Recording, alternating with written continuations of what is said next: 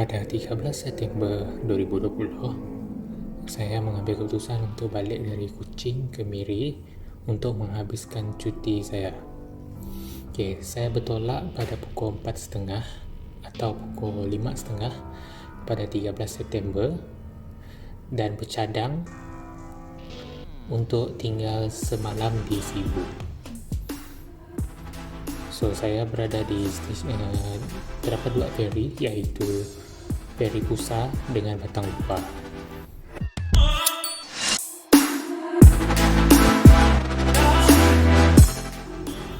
Perjalanan dari Samarahan ke feri mengambil masa 2 jam lebih kerana saya perlu berhati-hati kerana keadaan sangat gelap dan hujan pada pagi tersebut.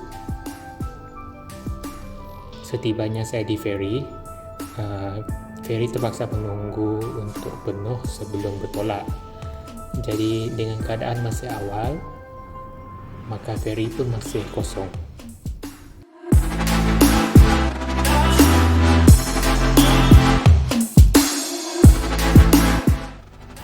Keadaan memang sangat sejuk, jadi saya mengambil keputusan untuk keluar dari kereta kerana ingin melihat persekitaran. Ketika ini saya masih belum tidur, jadi saya agak keletihan.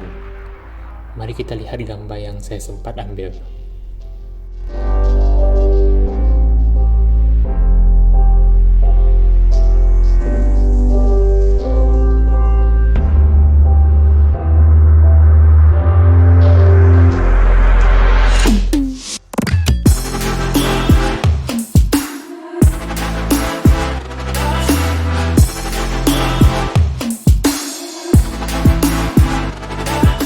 Setelah membayar feri sebanyak RM1, saya kembali ke dalam kereta dan kemudian tidur untuk beberapa minit.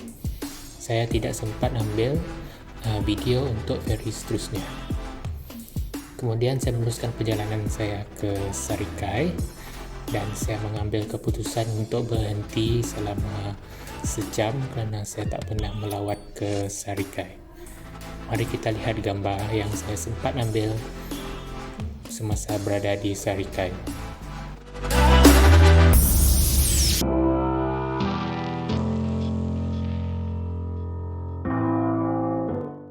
Keadaan di Sarikai semasa hari tersebut sangat sesak kerana ramai orang dan saya hanya sempat makan mi kampua untuk mengisi perut saya.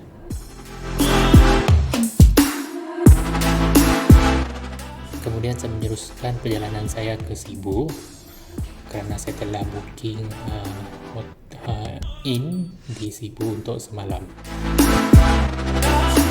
Setibanya saya di Sibu, saya check in lalu mengambil keputusan untuk makan dan boleh lihat keadaan bilik hotel tersebut.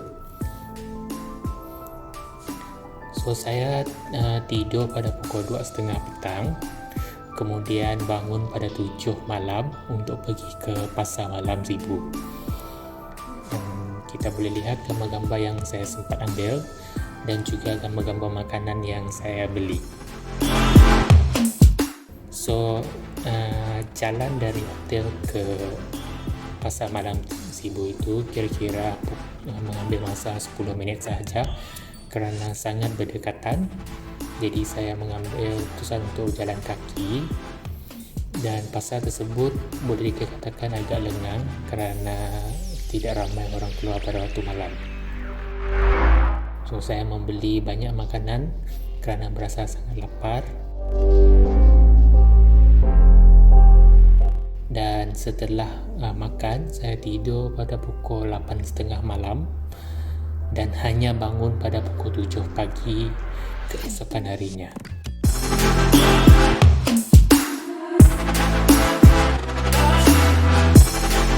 Keesokan paginya, saya meneruskan perjalanan saya dari Sibu dan terus ke Miri. Saya tidak ingin berhenti di Bintulu kerana saya ingin sampai ke rumah dengan lebih cepat. Saya tidak mengambil ataupun tidak menggunakan jalan